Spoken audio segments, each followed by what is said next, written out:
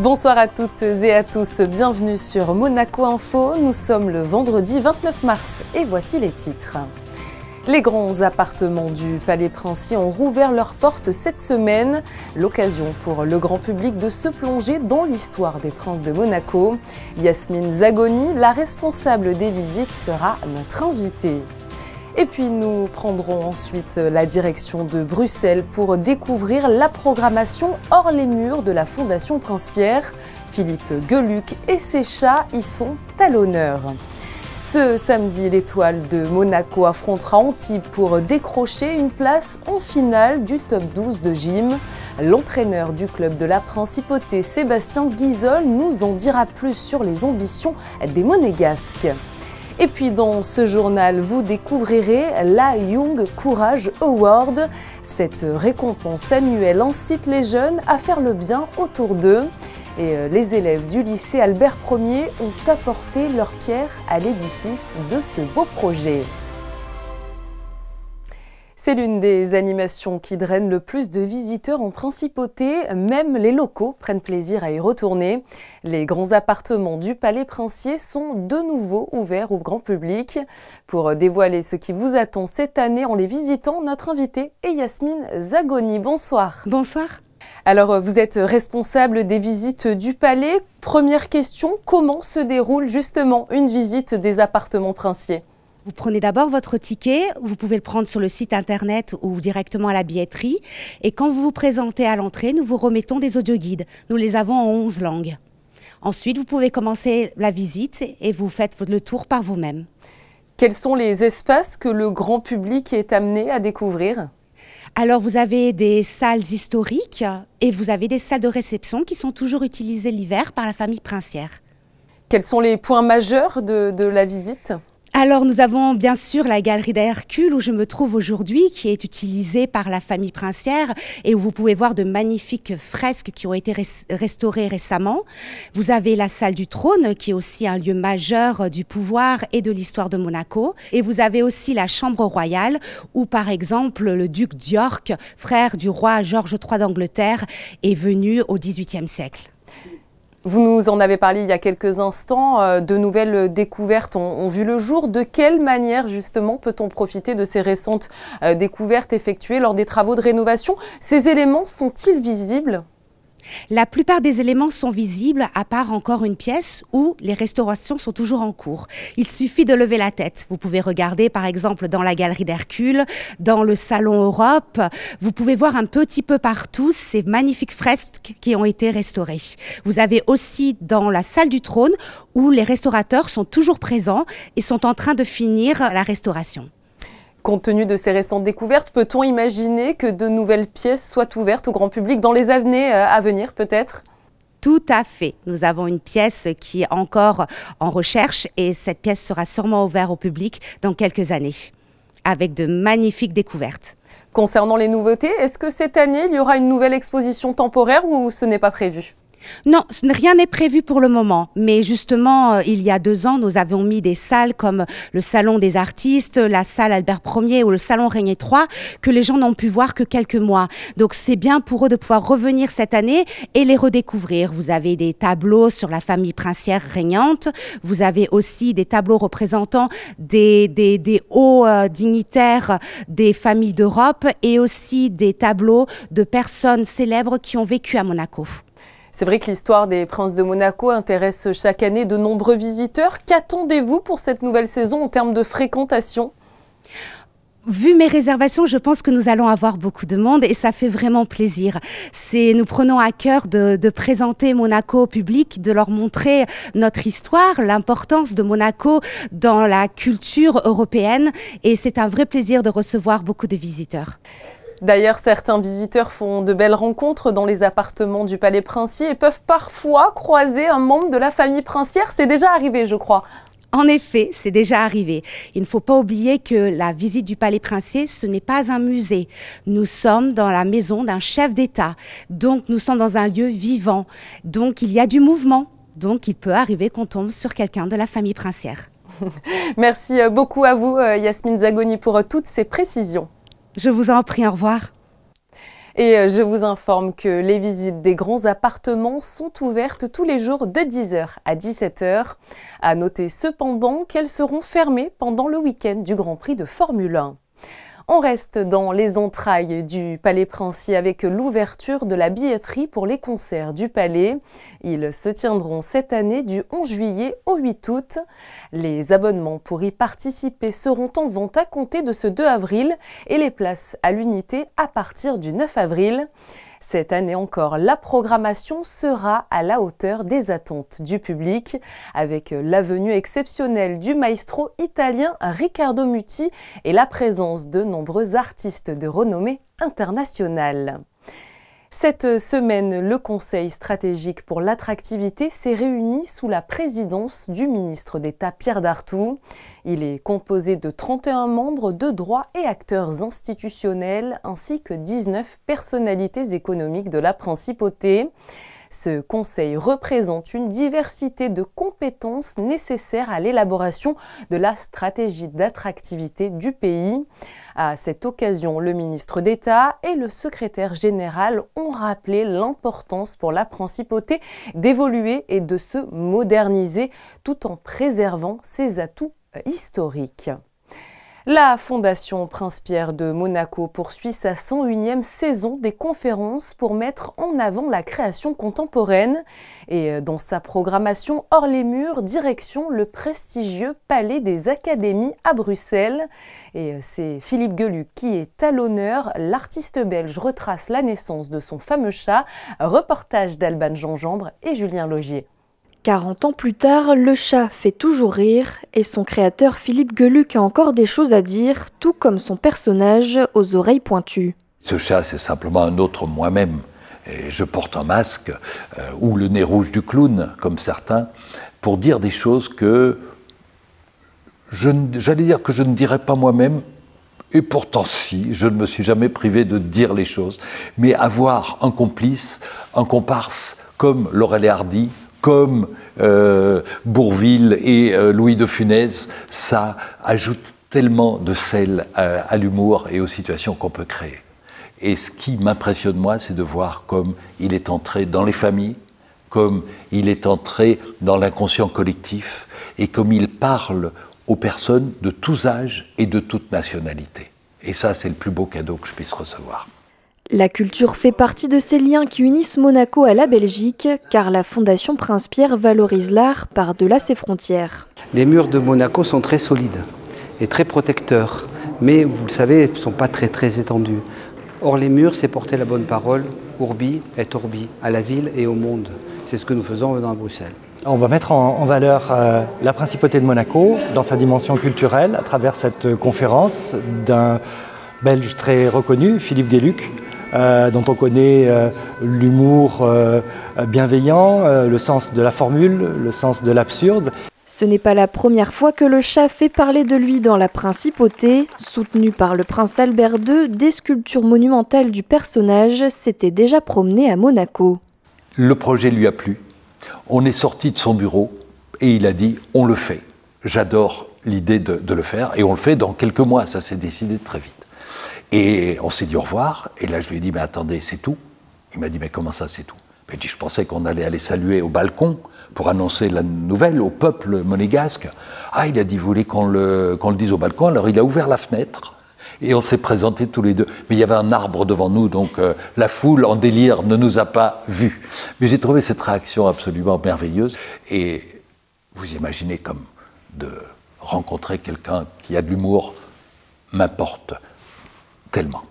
Aujourd'hui, Philippe Geluck a pour projet d'ouvrir un musée consacré aux chats et aux dessins d'humour. Il devrait être inauguré à Bruxelles en 2028. En attendant, la Fondation Prince-Pierre poursuit ses conférences au service de l'art contemporain. Un mot de sport pour poursuivre ce journal en basket. La Roca Team s'est imposée hier soir sur le parquet de la LDLC Arena.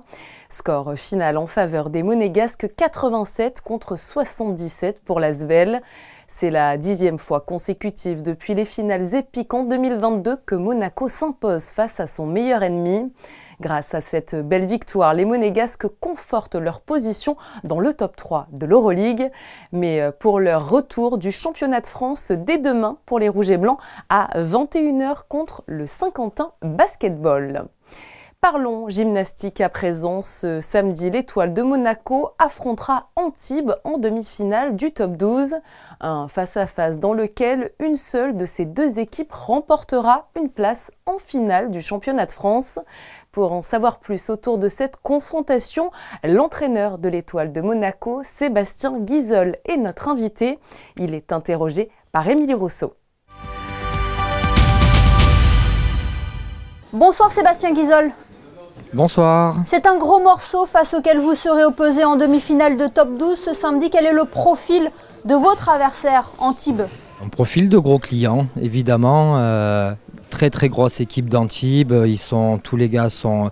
Déjà, le club d'Antibes, c'est 30 titres de champion de France. Donc, inutile de vous donner le niveau. Et donc, pour la plupart de ces gymnastes... sont en équipe de France junior ou senior. Donc voilà, ça va être un match à enjeu, un match sérieux avec une équipe en face extrêmement compétitive. Donc on va faire de notre mieux. Mais Monaco a su inscrire aussi son nom dans le haut niveau. Vous mentionnez les 30 titres d'Antibes, oui. Mais vous êtes déjà monté plusieurs fois sur le podium. Hein. Exactement, top 12, on a eu la chance et le mérite de monter 2 fois sur la 3e marche du podium. L'an dernier, c'était face à cette même équipe d'Antibes en petite finale. Donc évidemment, ça reste de la gymnastique, ça reste ouvert et on peut prétendre aussi, on va aller chercher évidemment notre qualification pour la grande finale. C'est l'objectif de cette compétition, donc on se prépare pour cela. Alors quel est le tas de forme des gymnastes de l'Étoile de Monaco ? Alors pour l'instant ça va, ils sont en forme. Après évidemment on est en pleine saison, donc il y a quelques hauts, quelques bas, il faut gérer quelques petits bobos, mais bon ça c'est dans toutes les disciplines, ça fait partie on va dire du menu quotidien du sportif de haut niveau, notamment du gymnaste. Il faut être concentré sur ce qu'on fait. L'état actuel est plutôt bonne, il y a un bon moral et puis il y a une envie d'aller performer, d'aller au-devant des aléas et puis d'aller rencontrer cette équipe d'Antibes pour disputer le meilleur match possible avec les armes qui sont les nôtres, savoir la compétitivité mais aussi vraiment l'esprit d'équipe. Ça reste un club familial, une équipe familiale parce que ces gymnastes, on peut le dire, ils ont grandi ensemble. Hein. Exactement. Ça fait plusieurs années, si ce n'est une dizaine d'années. Ils se connaissent depuis qu'ils ont, on va dire, 12-13 ans. Maintenant, c'est des gymnastes de 25-26 ans. Donc il y a du passif derrière, il y a du passé, des bons moments, des moments compliqués. Enfin, je veux dire, une histoire de vie. Et ils sont heureux de se retrouver à matcher, à toujours être présents ensemble. Certains... d'anciens gymnastes sont dans le staff, on va dire entre guillemets technico-médical. Donc oui, c'est effectivement une équipe d'amis. Une équipe d'amis qui s'entraîne ensemble et qui est présente sur ce type de compétition. Et c'est ça qui peut faire la force d'une équipe. Sébastien, quel regard portez-vous sur cette saison? Elle aura été marquée par le départ de l'entraîneur emblématique de l'Étoile de Monaco, Thierry Hems. Oui, bien sûr, donc c'est pas évident de remplacer une figure comme Thierry. Il a monté le club, il a permis, grâce à son travail, son talent, d'arriver à ce niveau de compétition. Et donc il a choisi un nouveau projet, un nouvel objectif. Et donc ça a été pas facile à gérer, mais on essaye d'être à la hauteur de ce qu'il a pu lui fournir. Comme travail technique, comme travail en tant que manager, en tant qu'ancien gymnaste, en tant que technicien de gymnastique, et puis l'homme, le personnage qu'on connaît pour ceux qui ont eu la chance de le côtoyer. Donc effectivement, c'est une grande figure, donc on essaye d'être à la hauteur du mieux que l'on peut. Eh bien, merci beaucoup Sébastien Guizol d'avoir été notre invité ce soir. Et comme on dit en gym, je crois, c'est Gamba. C'est ça, Gamba pour la demi-finale. Merci Émilie, Gamba aux deux équipes. Et puis voilà, on va donner le maximum pour cette compétition. Merci beaucoup. Intéressons-nous à présent à un projet proposé aux élèves du lycée Albert Ier par le consulat de Suède à Monaco. Il permet de réunir les jeunes notamment autour de grandes valeurs comme celle du travail et du courage. L'occasion pour eux de réaliser que chacun de leurs actes peut faire la différence. Plus d'explications avec Vanessa Dessy, Alexandra Marangoni et Clélia Renaud. C'est une récompense annuelle qui met en valeur le courage civique. Lancée par l'Académie Raoul Wallenberg en 2015, elle est attribuée aux jeunes de 13 à 18 ans. Ce prix s'inscrit autour du programme éducatif Le Cube, chaque être humain peut faire la différence.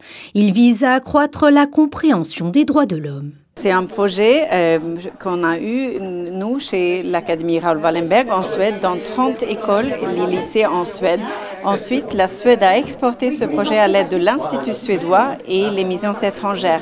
Donc maintenant, on est dans plusieurs pays et voici aussi pourquoi on est là à Monaco et qu'on travaille avec le consulat de Suède à Monaco. L'objectif est de sensibiliser les élèves monégasques, les jeunes monégasques à faire du bien autour d'eux.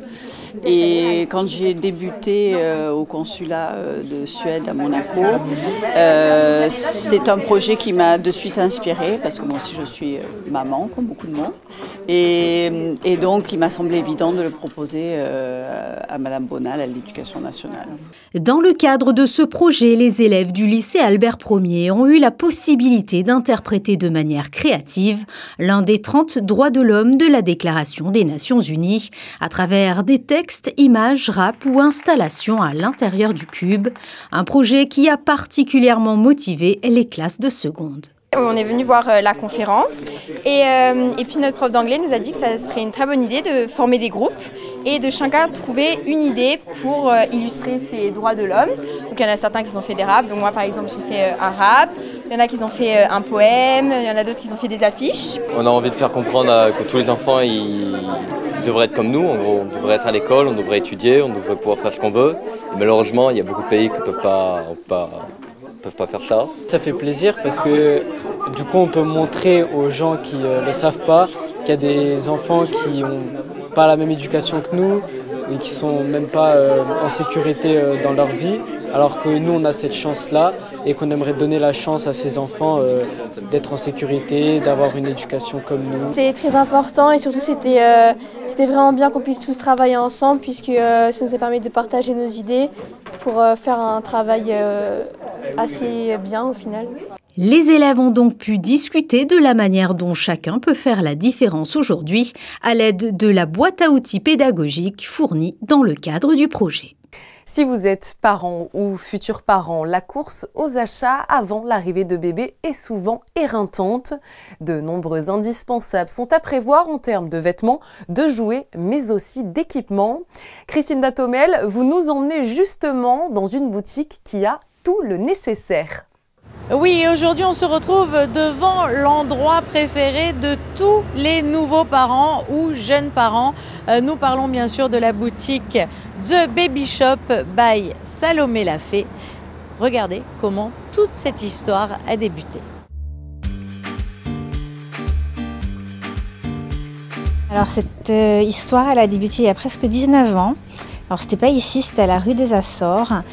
C'était pas exactement, l'activité a évolué aussi. Au départ, on était parti sur l'idée qu'il manquait des vêtements de grossesse à Monaco et on avait développé ça plus de la puériculture. Finalement, le vêtement de grossesse n'a pas trouvé sa clientèle et donc on a développé la puériculture.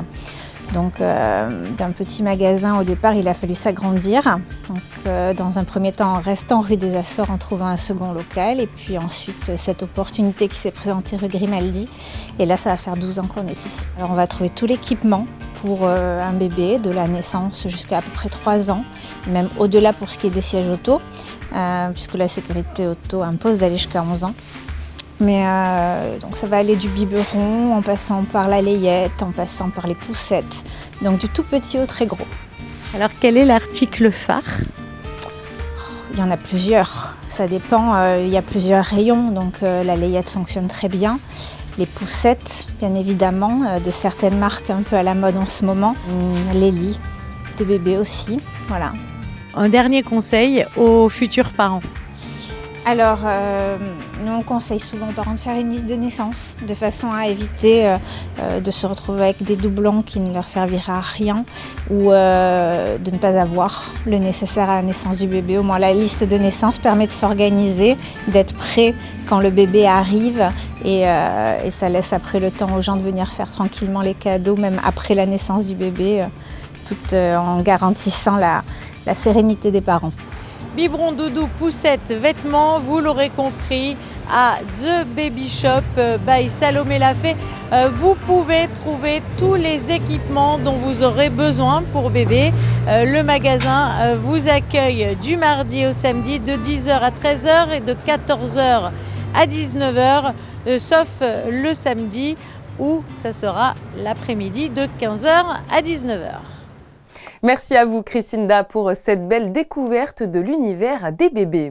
On continue d'ailleurs à parler des plus petits qui risquent d'être ravis grâce aux nombreuses animations de Pâques. Ce samedi 30 mars, le Centre botanique organise une grande chasse aux plantes entre 9h30 et 12h30 pour les enfants de 3 à 12 ans scolarisés ou domiciliés à Monaco. Mais attention, suite aux intempéries annoncées pour dimanche, les animations de Pâques au parc Princesse Antoinette sont-elles reportées au lundi 1er avril de 14h à 17h. Les enfants pourront notamment cajoler des animaux de basse-cour venus spécialement pour l'occasion. Et si ces animations de Pâques sont reportées à cause du mauvais temps, faisons le point sur vos prévisions météo avec Frédéric Elion pour en savoir un peu plus. Alors, quel temps est prévu pour le début de week-end, Frédéric ? Pas fameux Julia, le ciel sera très couvert toute la journée, la pluie tombera en fin de matinée et s'intensifiera même dans l'après-midi avec des orages et potentiellement de la grêle. Le vent sera toujours présent avec des rafales à 50 km/h. Les températures seront comprises entre 12 et 17 degrés samedi 30 mars. Ce sera la Saint-Amédée. Ce vendredi 29 mars est la journée internationale des nuages. Elle offre une occasion unique de se pencher sur ces formations aériennes fascinantes. Créée par l'Organisation météorologique mondiale, cette journée veut montrer l'importance des nuages pour l'écosystème terrestre et le climat global. Et ce soir, nos photographes vous proposent justement une série de clichés dévoilant la beauté naturelle de ces cotons blancs dans le ciel de la Principauté. C'est la fin de cette édition. Merci à vous de nous être fidèles chaque soir sur Monaco Info. Je vous donne rendez-vous demain pour un nouveau point complet sur l'actualité. En attendant, très belle soirée sur notre antenne.